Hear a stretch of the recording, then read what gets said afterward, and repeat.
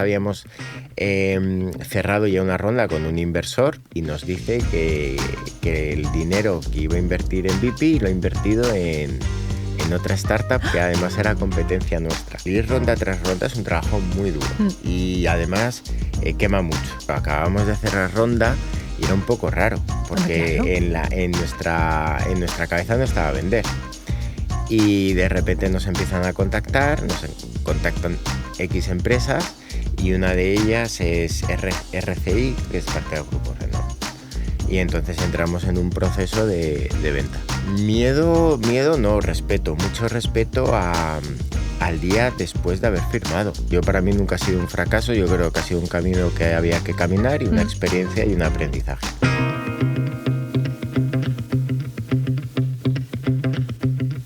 Frecuencia CEO, un podcast de Conto con Andrea Vilallonga. ¿Sabéis cuándo se alquiló el primer coche de la historia? A finales de 1800. Y más de un siglo después, cuando parecía que en este sector ya estaba todo inventado, nuestro invitado de hoy demostró que la revolución del automóvil contaba con una marcha más. Y es aquí donde surge una paradoja fascinante. Las grandes compañías automovilísticas centenarias están comprando startups para reinventarse. No solo adquieren tecnología, sino que también una nueva mentalidad. Pero ¿qué sucede cuando el espíritu innovador de una startup se fusiona con el músculo de un gigante industrial? Hoy exploraremos esta transformación con alguien que la ha vivido desde dentro. Alejandro Vigaray fundó BP en 2017, la vendió al grupo Renault y en lugar de retirarse, decidió quedarse y trabajar para ver cómo su visión disruptiva podía escalar dentro de una multinacional. Hoy, en Frecuencia CEO, un podcast de Conto, la cuenta de empresa y autónomos que quiere dar voz a historias de empresarios como la tuya, estamos encantados de recibir a Alejandro Vigaray. Alejandro, bienvenido a Frecuencia CEO. ¿Cómo estás? Muy bien, muchas gracias. Pues me alegro porque vamos a empezar con lo malo. Yo ya te lo digo. Muy bien. Porque BP no es tu primer proyecto de emprendimiento y de hecho para llegar aquí has tenido que hacer un montón de errores, por lo que me han dicho. Así que explícanos qué has aprendido de todos estos intentos fallidos. Bueno, pues al final lo que se aprende es que detrás de un momento fallido pues siempre hay un momento positivo y un logro. Y al final llegar a los resultados no significa siempre acertar a la primera. Entonces ha sido difícil, no siempre se puede considerar fallido. Yo creo que hay una evolución y hay un camino que hay que pasar y ha sido el que yo he tenido que hacer, igual que mucha gente, que no he sido el único, para llegar a un resultado positivo. O sea, ¿tú crees que al final pues los fracasos, entre comillas, o estas cosas ayudan como al aprendizaje, que es lo que dicen muchos americanos, ¿no? Que si no has fracasado no puedes triunfar? Totalmente. Además, yo vuelvo a decir lo mismo. Para mí nunca ha sido un fracaso. Yo creo que ha sido un camino que había que caminar y una experiencia y un aprendizaje. Claro, entonces todo empieza en 2012 cuando cierras tu propia marca de sofás, ¿no? Justo. Tras solo 2 años abierto. Entonces, sigues emprendiendo. No te quedas ahí diciendo, bueno, pues esto no ha funcionado, voy a volver al mundo laboral habitual. Justamente, o sea, yo después del cierre, pues me tomo un par de años en el mundo laboral, como bien dices. ¿Sí? Sí, vale. Antes de comenzar en 2015 yo y estuve 2 años y medio, pues un poco, pues bueno, pensando qué iba a hacer. Yo ya sabía que iba a volver a emprender y ese era mi objetivo. O sea, ¿el emprendimiento forma parte del ADN tuyo? Sí. ¿Tuyo y de tu familia o solo tuyo? Pues la verdad que de toda mi familia, porque tanto mis abuelos como mis padres siempre han emprendido. Mis hermanos también han emprendido, o sea que yo creo que viene un poco de saga familiar. Pero podrías haberte quedado a lo mejor en el negocio familiar, ¿no era una opción en el momento? Yo estuve trabajando en el negocio familiar muy poquito tiempo, pero al final yo creo que hay caminos que se separan, sean familiares o de empresa. Y fue muy bonito mientras estuve ahí, pero yo tuve que tomar otro camino. Y aparte de tomar caminos, de ir trabajando, eres curioso porque tu camino está lleno de casualidades que hacen que llegues donde llegas, ¿no? Porque hoy estás sentada aquí porque conoces a tu socio haciendo CrossFit, o sea, eso así, o consigues un trabajo vendiendo palos de golf en el Decathlon. ¿Puedes contarnos todo este recorrido? Pues eso fue hace 26 años, es decir, yo estaba estudiando, tenía 19 años, me puse a trabajar en un Decathlon y un día pues tuve la suerte, además era víspera de Navidad y le vendí los palos de golf a una persona que era el fundador de una marca que se llamaba Fumarel. Y le gustó y me hizo una entrevista a los días y entré como director de ventas. Es maravilloso porque pasan estas cosas. Sí, a veces pasan estas cosas. Sí. Evidentemente es porque lo hiciste bien, pero pasan estas cosas. Y hay que estar en el sitio en el momento adecuado, pero al final yo creo que es una cuestión también de actitud. Al final la actitud que tú tengas ante las cosas en un trabajo, en una empresa, al final es una actitud propia, es individual. Luego hay cosas colectivas, pero al final siendo tú mismo y teniendo esa actitud positiva, bueno, pues al final salen bien las cosas, y estando en un momento, en un día, en una fecha justo, pues pasan luego ya todo son sinergias. Claro, o sea, que incluso tú recomendarías que estando trabajando, por ejemplo, en el Decathlon, en este caso, que tuviesen ya como una mentalidad, ¿no?, de intraemprendedores, de ir más allá de lo que se espera para tener esta actitud. Totalmente. Yo creo que además es algo muy positivo para la persona. Es decir, tú nunca sabes a lo que vas a llegar, porque al final lo futurible eso es. Pero en el momento en el que tú estés haciendo algo, ponle la mejor actitud siempre. O sea, yo creo que además es algo hasta sano para la persona propia. Y si no estás a gusto, pues lo mejor que puedes hacer es no estar ahí. Entonces, ya no es una cuestión solamente del sitio, sino de la persona. La persona hace mucho, mucho. ¿Tú crees que esa es la clave de tu éxito? Bueno, yo creo que es una de las claves de siempre estar haciéndolo como si fuese mío. Entonces, la actitud mía siempre, cuando he estado trabajando en otras empresas o cuando he emprendido algo, es darle cariño a las cosas y tomármelo muy en serio. También por respeto, no solamente a mí, sino al resto de personas que trabajan conmigo. Claro. Ahora que tenemos un pequeño overview, ¿no?, de lo que es el recorrido, de donde llegas, vamos a hablar de BP. Entonces, BP es una empresa de suscripción de coches. Sí. Estamos ahí, diferente, donde el proceso es online, el pago de la cuota incluye el seguro, mantenimiento, ITV, impuestos. Entonces, claro, es una cosa que no es del todo novedoso. Entonces, ¿cómo te haces un hueco? ¿Cómo entrar en un mercado tan competitivo como el de la movilidad? Pues la verdad que en ese sentido yo creo que lo hicimos un poco por la puerta de atrás. Es decir, al final todo el mundo estaba muy concienciado lo que es la compra del vehículo, donde hay que comprarse un coche, donde, bueno, pues al final es un proceso bastante arcaico. Era muy arcaico, sigue siendo en ciertas cosas bastante arcaico, pero es un mercado con muchísimo potencial, sobre todo a la hora de innovación y demás. Entonces nosotros, en un primer momento, lo que pensamos en darle acceso a la gente de una manera diferente a un vehículo. Vale, que no fuera por compra. Exactamente. Perdona mi ignorancia, ¿suscripción es el mismo que renting? Es parecido. Es parecido, ¿qué? Es parecido. El mayor diferencial es que nosotros podemos ir desde un mes hasta 48 meses. Puedes cambiar de coche, puedes cambiar de kilometraje en cualquier momento, puedes agregar o quitar conductores, o sea, tiene una serie de parámetros que son muy flexibles. Okay. Entonces, ese sería el mayor diferencial. Entonces, aparte de hacerlo todo online, con una entrega a domicilio, etcétera. Entonces, nosotros buscamos esa experiencia de usuario. Okay. El vehículo era secundario, lo importante era el usuario. Jolines. Y entonces lo fundas junto a tu socio Hans Christ, exacto. Y antes de BP, es que claro, porque parece esto, vamos, de un sitio a otro, de un sitio a otro, que hay tantas cosas, de recorridos tan increíble que esto. Creas YoYo, sí, que es un servicio de aparcacoches en estaciones y aeropuertos. Sí, eso fue un máster. Esa la fundamos Hans y yo al principio, eso fue en 2015. Sí. Y la fundamos pues también porque nosotros pensábamos que teníamos que darle una solución a la gente que aparcaba el vehículo en estaciones, sí, cuando vas al AVE o cuando vas de viaje a coger el avión. ¿Por qué? Porque al final también era un proceso bastante tedioso.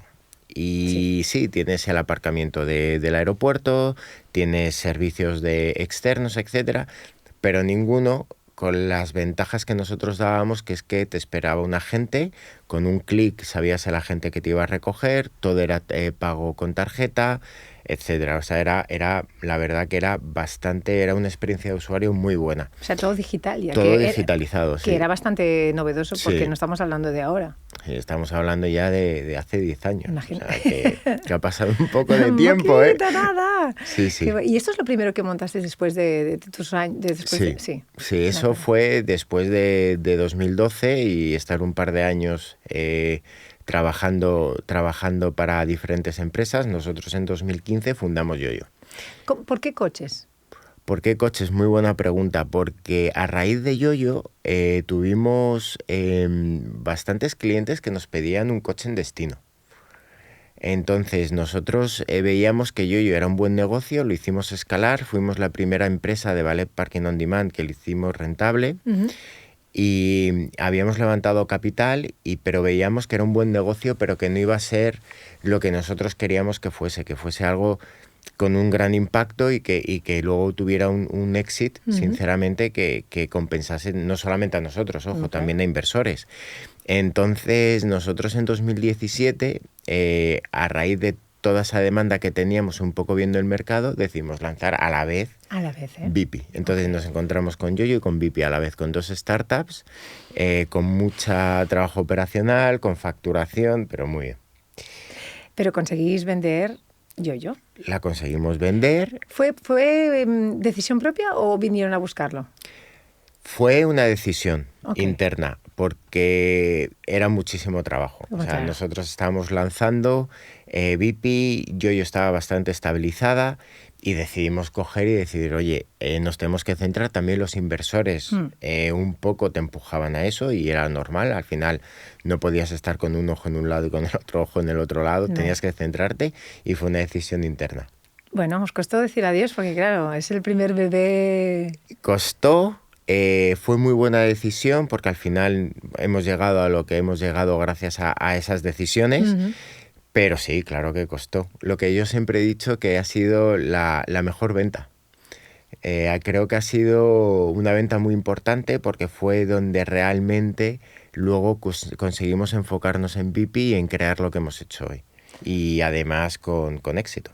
Claro, porque además en 2021 Yoyo entra en concurso de acreedores. Justo, nosotros la traspasamos, la vendimos en 2019, sí. 2020 viene la pandemia, fue inevitable que tuvieran que cerrar porque todo lo que era movilidad, aeropuertos, etcétera, todo cerrado, y en 2021 tuvieron que echar el cierre con mucha pena. Sí, que es lo que te iba a decir, ¿no? Que a pesar de que ya no es tuyo, supongo que queda ahí como...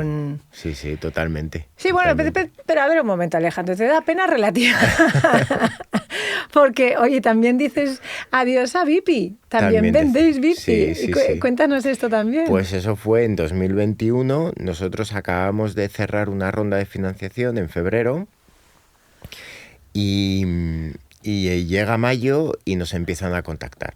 Entonces, claro, acabamos de cerrar ronda y era un poco raro, porque en nuestra cabeza no estaba a vender.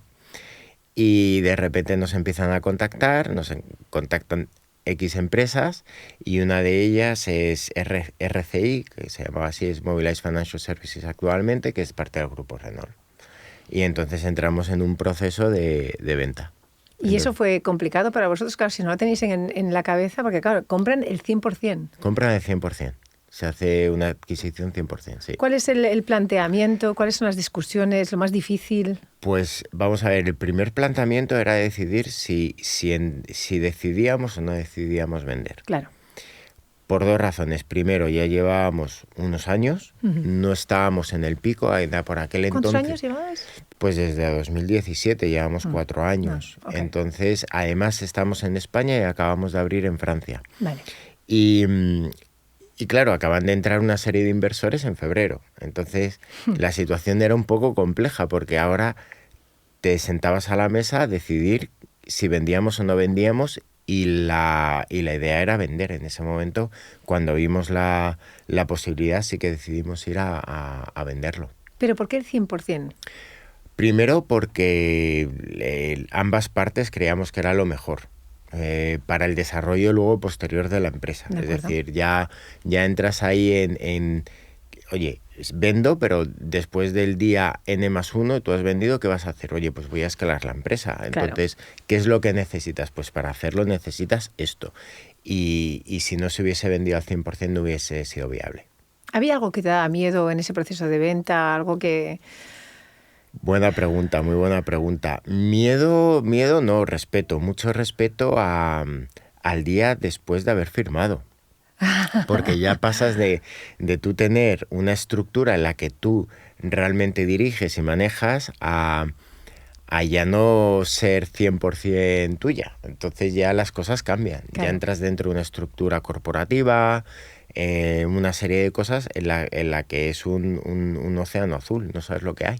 Claro, porque además no lo hemos dicho, pero tú continúas trabajando para VIP como co-CEO. Sí. Claro, eso es otra dificultad añadida, es decir, vendes tu bebé y te quedas allá para, digamos, vigilar, pero al mismo tiempo tampoco puedes tomar tú 100% las decisiones. Ostras, ¿cómo? Es complejo, pero es ley de vida, es decir, tú entras, llegas hasta un punto, haces la venta y luego, ¿para qué nos quedamos? Pues nos quedamos primero porque había mucho por hacer. ¿Tu socio también se queda entonces? Sí, Okay. Estamos los dos, hacemos crecer la empresa pues de 2 países a 6 países, Wow. Multiplicamos por 6, tanto en facturación como en número de suscriptores. Además lanzamos otros proyectos con Renault, la suscripción en varios países, o sea, había muchas cosas que hacer y además cosas muy bonitas, o sea, ya era algo que apetecía hacerlo. Vale, quedaros. ¿Cuál dirías tú que es la mayor ventaja o desventaja de ser el propietario de la startup a ser el CEO? A ver... ¿Qué ganas y qué pierdes? Bueno, a ver, ¿qué ganas? Primero, ganas el que tienes un grupo por detrás que te ayuda mucho a la hora de plantear cosas. O sea, solidez absoluta, antes que buscar inversores, o sea, claro, esto es otra historia. Eso es otra historia. Eso las rondas de financiación se hacen muy largas. Aquí lo dicen habitualmente, que es lo más difícil, las rondas. Todo el mundo, no, hay business angels y no sé qué, pero al final es muy duro. Es un trabajo. Es un trabajón. El levantar dinero, el ir ronda tras ronda es un trabajo muy duro. Y además quema mucho. Sí. Entonces, por un lado, esa parte de, entre comillas, seguridad, porque al final nada te garantiza una seguridad 100%, tienes que trabajártelo.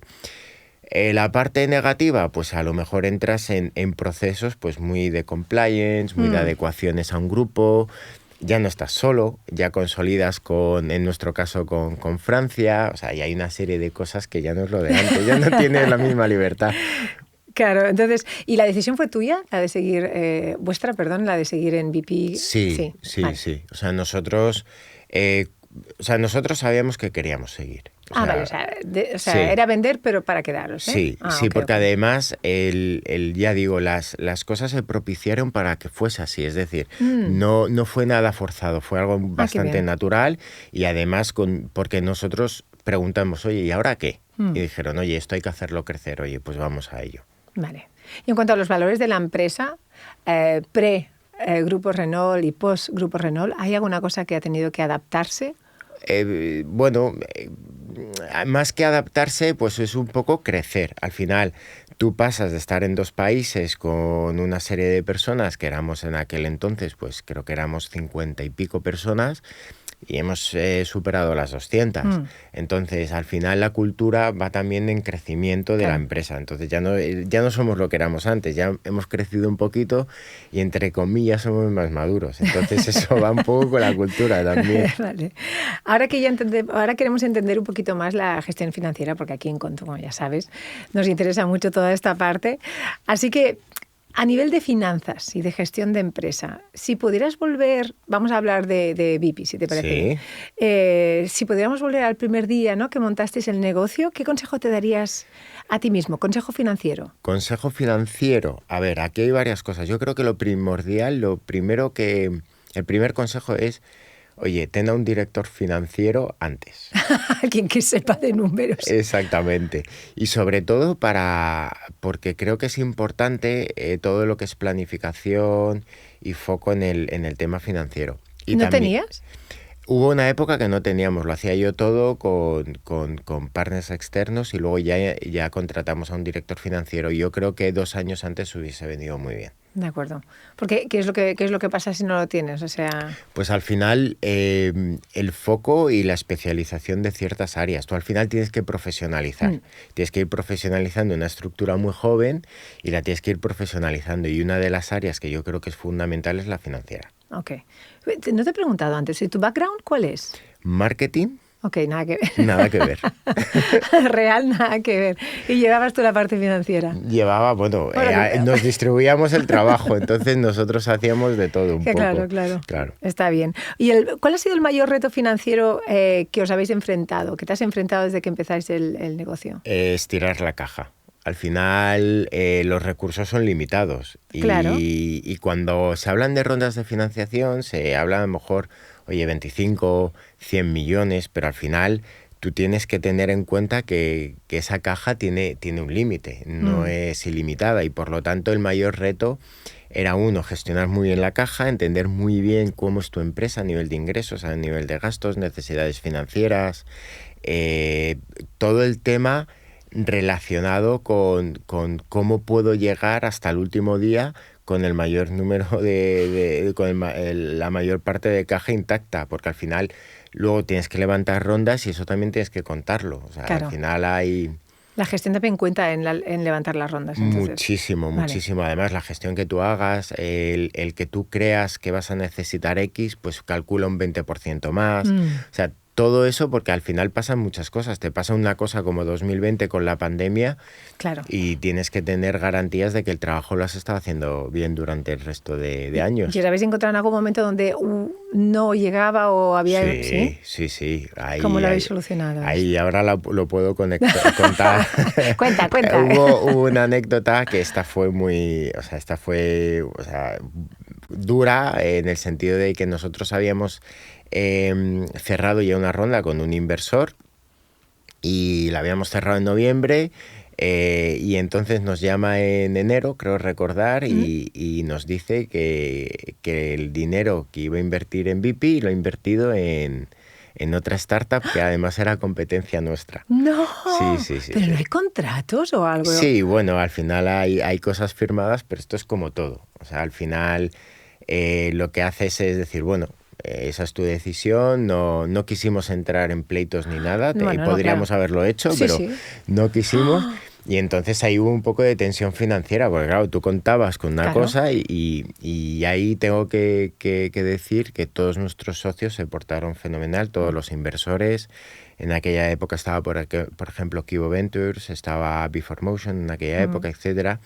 Había Business Angels y todos se portaron fenomenal, todos entendieron la situación y siguieron aportando. Y luego, pues mira, las cosas salieron muy bien. Menos mal. Muy bien. Y justamente en estos momentos de tensión así financiera, ¿crees que lo que es el sistema financiero de bancos tradicionales o no ayudan a que... Depende. Venga. Depende. A ver, la banca yo creo que aún está lejos de poder... Hay programas, hay tema de préstamos, de créditos, etcétera. Luego están los ENISA, etcétera. Pero yo creo que aún estamos lejos de que la banca... no es que no crea, sino que tenga las capacidades para hacer ciertas inversiones en ciertas startups en cierto punto. Nosotros tuvimos suerte porque teníamos inversores pues bastante potentes en ese momento y luego también algunos bancos nos acompañaron. Pero no es nada fácil, ¿eh? La banca tradicional, aunque tenga proyectos y quiere invertir, muchas veces no puede. No puede o no lo entiende porque... No lo entiende. Exacto, pero es interesante que con la evolución y aquí con todas las personas que hemos entrevistado, ese punto siempre es el punto un poco de dolor. Sí. La banca tradicional que tendría que estar, ¿no? Como sí, debería de poder estar más preparada para tener este tipo de riesgos o asumir este tipo de riesgos, pero no lo está. ¿Y tú crees que los bancos digitales sí que tienen a lo mejor esta flexibilidad? Tampoco. Yo creo que no. Yo no. O sea, yo al final creo que además el perfil de inversor sí que te ayudan, la banca digital sí que te ayuda en temas de integraciones, te ayuda en darte facilidades, en proponerte servicios. Y esos ya sería más que te ayudan a crecer. Eso totalmente. Vale. O sea, más flexibles, más adaptables. Exactamente. Y, por ejemplo, la apertura de cuentas bancarias cuando vas a expandirte en diferentes mercados es uno de los temas bastante complejos en algunos países. Claro. Pues nosotros, por ejemplo, con Conto no hemos tenido ese problema. Hemos podido abrir cuentas, hemos podido operar, etc. Pero, por ejemplo, la banca tradicional es menos flexible en ese sentido. Entonces, te obligan a tener una serie de cosas que son las reglas del juego, es lo que hay, y por lo tanto, o las aceptas o no las aceptas. Cuando yo pienso en una empresa de suscripción de coches, claro, para mí es como una gran inversión, ¿no? Como cuando hablas igualmente de edificios. O sea, no es crear algo que es intangible, es realmente tangible. O sea, ¿cómo podéis hacer para minimizar esa inversión e intentar ser rentables desde el principio? Buena pregunta. A ver, aquí hay varias cosas. O sea, primero, dentro de lo que es el modelo nuestro, digamos que habría dos patas importantes. Una que sería el usuario y otra cosa sería los vehículos. ¿Vale? Entonces, para nosotros los vehículos es solamente un servicio que nos presta un tercero. Nos los deja y nosotros lo que hacemos es suscribirlos a clientes. De acuerdo, tú no adquieres una flota. Yo no adquiero una flota. Entonces, eso es bueno y eso es malo. Tiene las dos partes, exactamente. Para mí, el activo principal de VIP son los usuarios. ¿En qué sentido?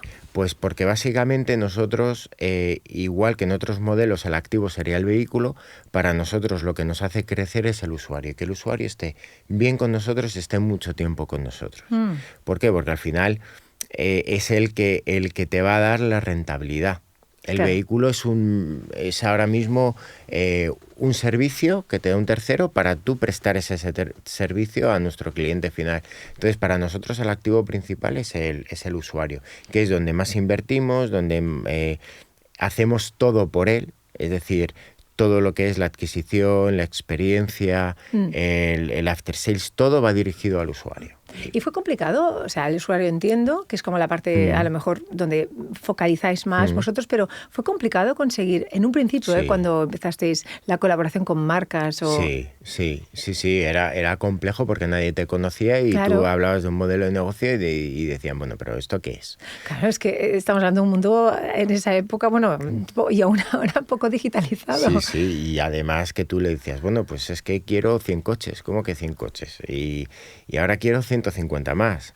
Y el año que viene quiero hacer 1000 coches contigo. Y decían, oye, que todo esto tiene un riesgo, que esto quién lo va a pagar. Claro. Entonces, pues fue complejo y sobre todo luego hacerles entender que el coche yo cogía, lo entregaba una vez, pero que a lo mejor ese coche lo iban a utilizar 50 usuarios en 3 años, por decirte. Entonces, no era una rentacar, no era una empresa de renting, era algo que era como un híbrido. Entonces fue complejo, eso fue complejo explicarlo. No me extraña porque incluso me lo estás contando y estoy, vale, entonces no es esto, esto es una cosa en medio que es... Pero al usuario también es complicado, ¿no? Para que entienda la diferencia entre un rentacar, un renting y la suscripción. Al principio sí, fue más complejo. Ahora ya no tanto. Ahora ya, a medida que ha ido pasando el tiempo, hemos conseguido educarle. El usuario también ha recibido mucha información, o sea, no solamente por parte de VIP, sino a nivel general del mercado. Entonces ya se ha cogido y ya se ha un poco democratizado todo poco. Esto. Sí. Yo no sé si esta me la vas a poder contestar, pero yo lo intento igual. Vale.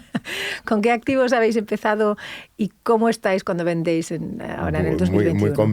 Muy complicado. Al final nosotros no teníamos activos físicos como tal.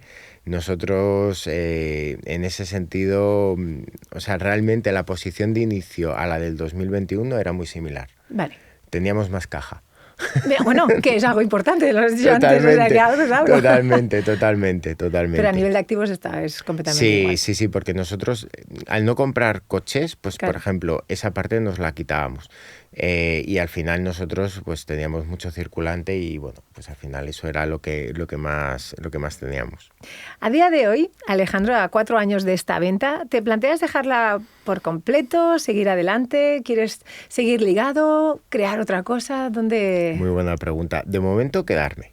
Hay trabajo por hacer y hay cosas buenas por hacer y además mantenemos la ilusión. Más adelante, pues probablemente emprenderemos otro proyecto. ¿Da buen spoiler? No, porque, o sea, ni yo mismo tengo noción de lo que voy a hacer dentro de un tiempo, pero sí, o sea, al final estos años me han ayudado muchísimo, pero al final yo sé que voy a querer hacer otra cosa. De acuerdo, o sea que al final no es el qué, sino la sensación de Exactamente. Lo que decíamos, Justo. ¿no? El Sí. crear, vender y seguir adelante con nuevos retos. No, y sobre todo hacer crecer empresas, creo que es muy bonito. Nosotros hemos tenido una ventaja que hemos podido colaborar y tener partnerships muy potentes con diferentes empresas. Luego también hay mucha gente que nos ha acompañado en el proyecto, que sigue aún en el proyecto desde el inicio, desde 2015. Eso es muy complejo en una startup. Sí. Muy, muy complejo. La rotación es alta, es normal. Y eso también, pues oye, a mí me enorgullece, Claro. nos enorgullece a Hans y a mí y estamos muy contentos de haber podido hacer eso. Muchísimas gracias, Alejandro A Vigaray, vosotros. por motivarnos en la superación personal y enseñarnos que por muchas veces que caigamos, siempre hay que levantarse otra vez. Muchas gracias a vosotros.